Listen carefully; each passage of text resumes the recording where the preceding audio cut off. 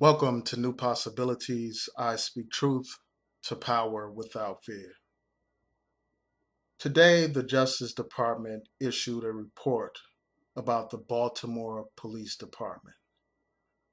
That will be the subject of this video. Before I go into the video, I just want to make an announcement. I want to remind those of you who know and inform those who do not know every Monday at 10 p.m. Eastern Standard Time, I hold Google Hangouts. I have Google Hangouts, and I hope that you can join me. This Monday, I'll probably be talking about the whole movement here on YouTube called Black Women Going Their Own Way. I plan to talk about that, and I may talk about black men going their own way as well. And I want to get feedback from people who actually believe in these philosophies and from people who obviously oppose them so that we can have an engaging and intelligent and respectful conversation about the subject. So if you're interested in joining that discussion, uh, tune in on Monday at 10 p.m. Eastern Standard Time. I will post a link in the chat room so that anyone who's interested can participate. You know, all I ask is that people be respectful, that people allow others to voice their opinion without talking over them. So again, that's 10 p.m. Monday, and that's 10 p.m. Eastern Standard Time. So I hope you all can check that out. And also, before I go on to the subject matter of this video, I want to thank those who participated in the Google Hangout on Monday. I want to shout you out. Shout out to Hollow Point Redux. Shout out to Lashid for you. Shout out to the True Royal family. Shout out to Robert J. Powell. Shout out to Freddie, Caribbean Freddie. Shout out to you. Shout out to Psycho. Much respect to each and every one of you. You added a lot to the discussion. It was a great discussion. For those of you who have not seen it, it's still on my channel. It's the last video that I posted before this one. So check that out if you get a chance. It's rather long, so bear with me. We just had such an engaging discussion that I didn't want to cut it short. Okay, so let's move on to this subject matter. And that's the Department of Justice's report about the Baltimore Police Department. This report confirms what many people have been complaining about here in Baltimore and what people are complaining about around the country. The Baltimore City Police Department has a pattern and practice of harassing, abusing, and unjustly arresting people. There's some glaring examples of this, and I'm going to cite some of those just to be more descriptive so people can actually know what we're talking about here. In the report, it cites an example of the police tasing an 85-pound girl simply for walking away and ignoring the police's commands. Also, they cite examples of the police picking fights with people and then macing and arresting people. They cite the example of someone being stopped for a minor traffic issue. Like I think their tail light was out or something like that. And that person ends up being stripped and searched in front of everybody on the street. The police actually proceed to do a full body search and they do a cavity search. They actually put on gloves and searched a woman's anus. This is something that was just initiated because of some minor traffic issue. They cite examples of police stealing money from people, searching them, strip searching them, forcing them to take down their, like this one man, they forced him to pull down his pants in public, exposing his genitalia. Not only did they strip this man, they actually took his money from him. They gave him back some of his money, but they took like $500 from this man. Not only are police in Baltimore harassing, abusing, and arresting people simply for standing around, the police retaliate against people that they feel are being disrespectful. So if someone simply talks to the police in a way that they don't find appropriate or they're not pleased with, they feel that it's necessary to arrest that person. Like you have the example of one man who asked the police why did they stop his friend. And for that, the police ended up arresting this man. And there's another example of the police tasing a man simply for talking back to them. In addition to these retaliatory types of actions, the police are also conducting useless searches and bad arrests.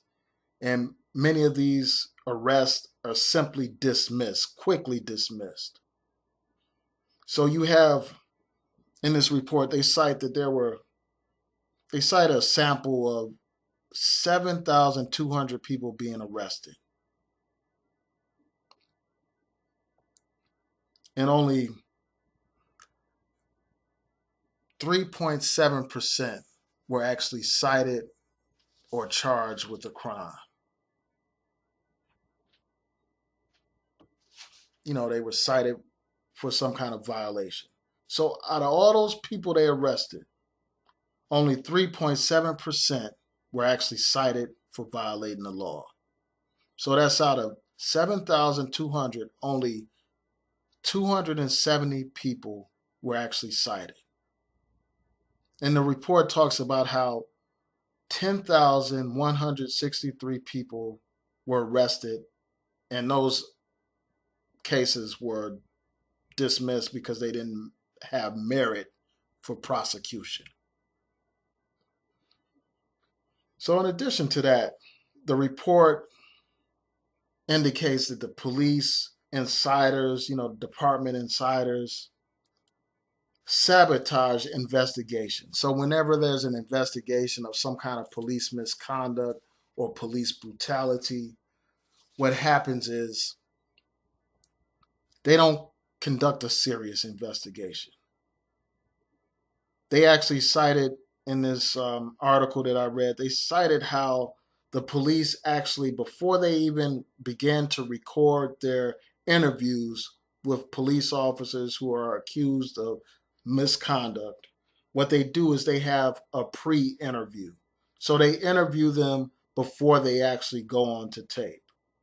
And then they don't seriously question these officers. They question them for a few minutes. They basically handle them with kid gloves. They don't seriously interrogate and question these police officers.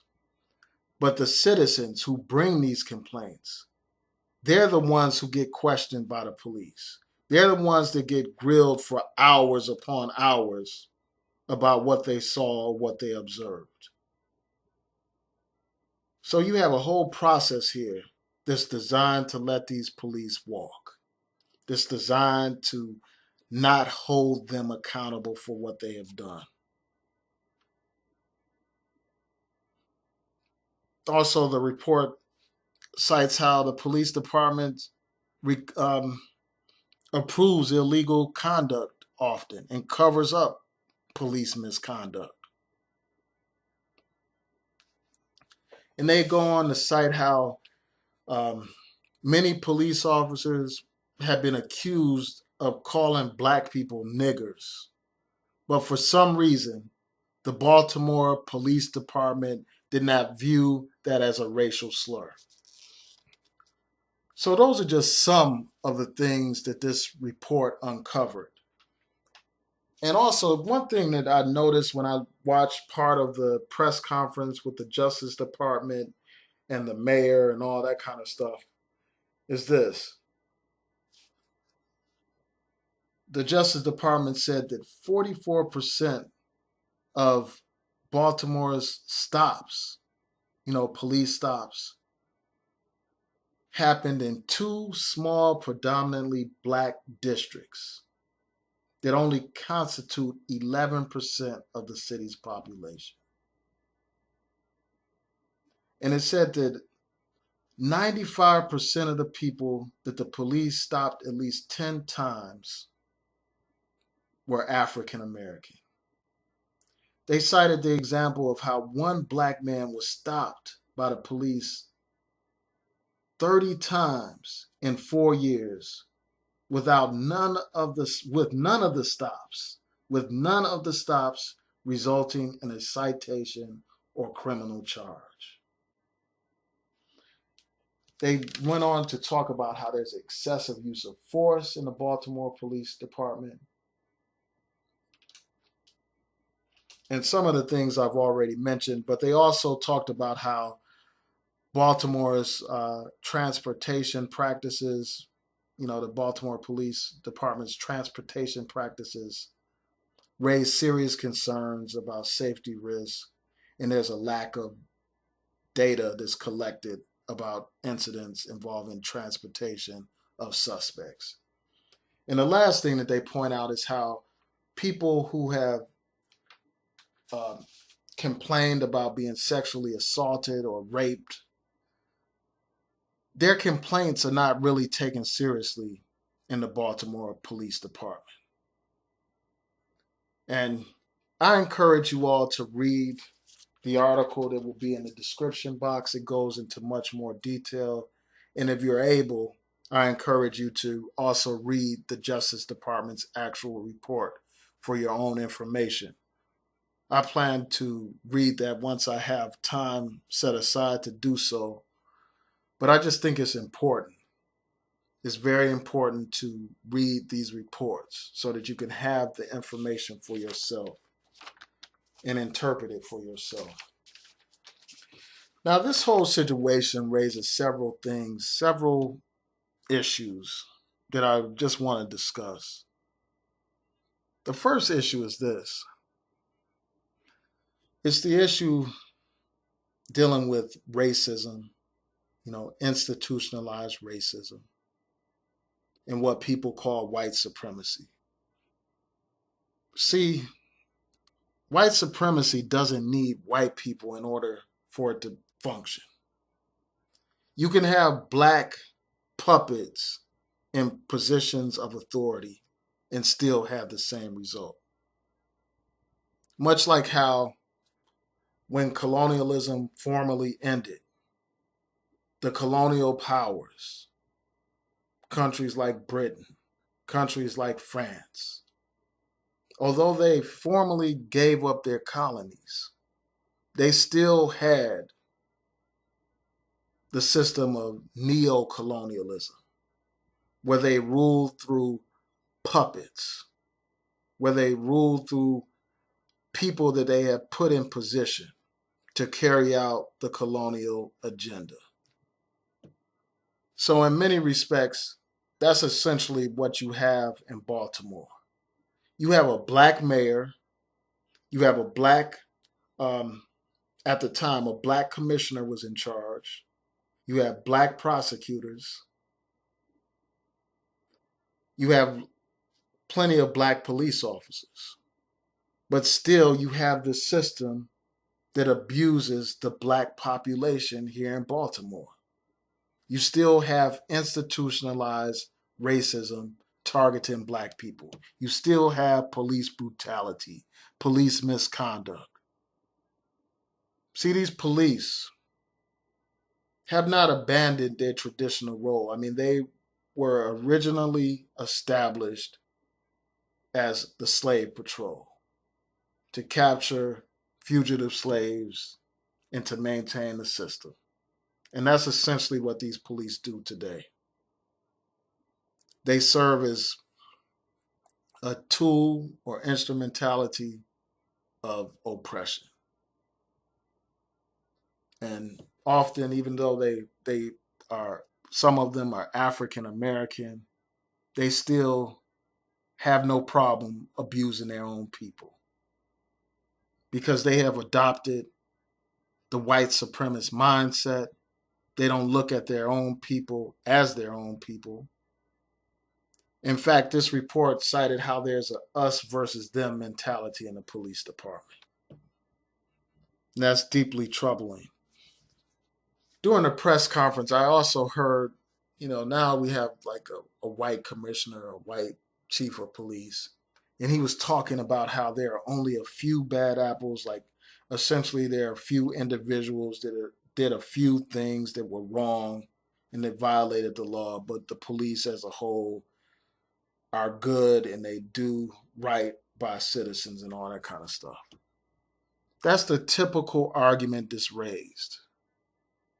If that was the case, the Department of Justice would not have found all of these problems in the Baltimore City Police Department. These problems indicate that there's a pattern and practice of oppression, that there's a pattern and practice of discrimination, race discrimination, a pattern and practice of really sexism too, because they're disregarding these legitimate complaints of rape and sexual abuse.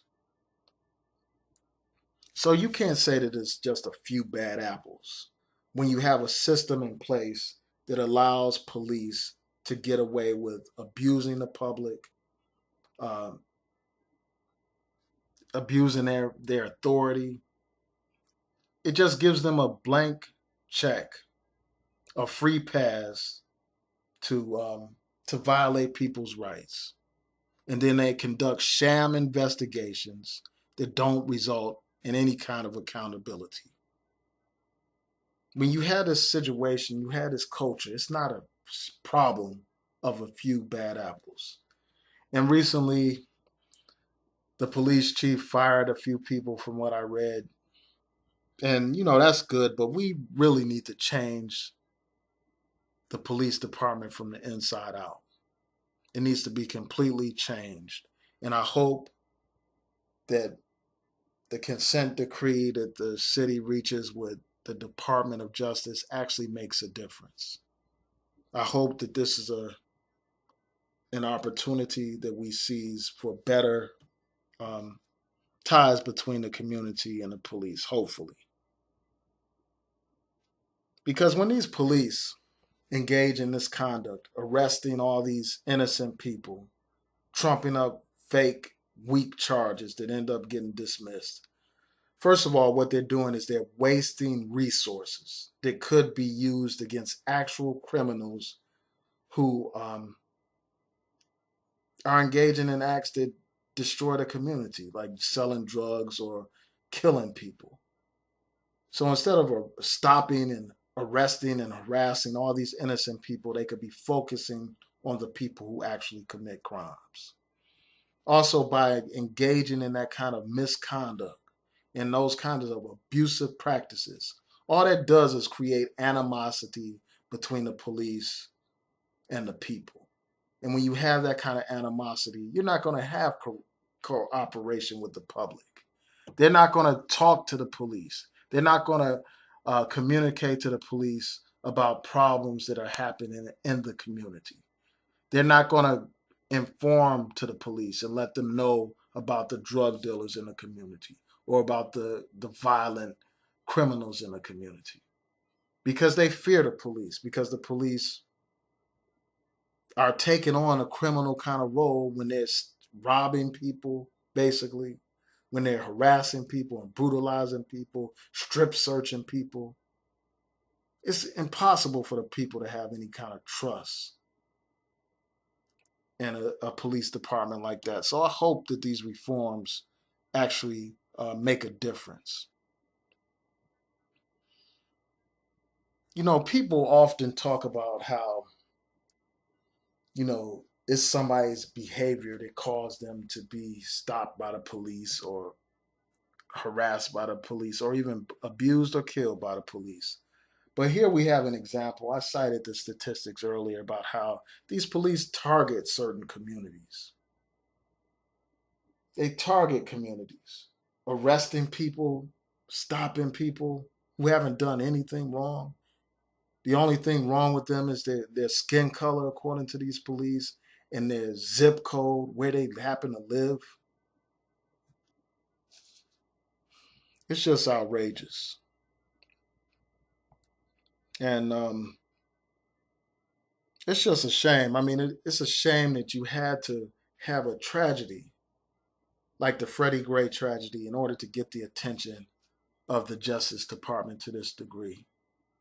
This brother had to die in a van with a shattered neck in order to get the Justice Department's focus and attention. And not only that, it took actual rebellions here in Baltimore to get the attention of the Justice Department. People always say, well, violence doesn't achieve anything and this and that. That's what you always hear. They always just want to condemn these people who are engaging in these kinds of actions, engaging in these rebellions. But if it wasn't for those young people that took to the streets, it's unknown whether or not the Justice Department would have conducted an investigation if no one was protesting, if no one was outraged.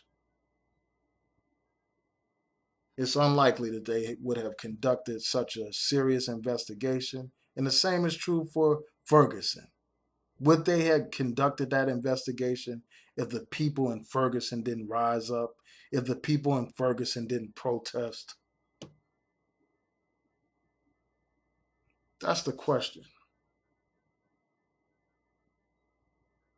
All this time, you had all these problems festering with the police, but it took the attention that the young people brought to this issue to make a difference. So those are just some of my thoughts about this issue. I'm interested in hearing from you. Please rate, comment, and subscribe. And also, if you like the content of this channel, feel free to share it on Twitter and Facebook. And I encourage you all to follow me on Twitter at NewPosBlog. And also, I'll provide a link in the description box to my Facebook page. So I hope that you can follow my blog on Facebook as well. Peace.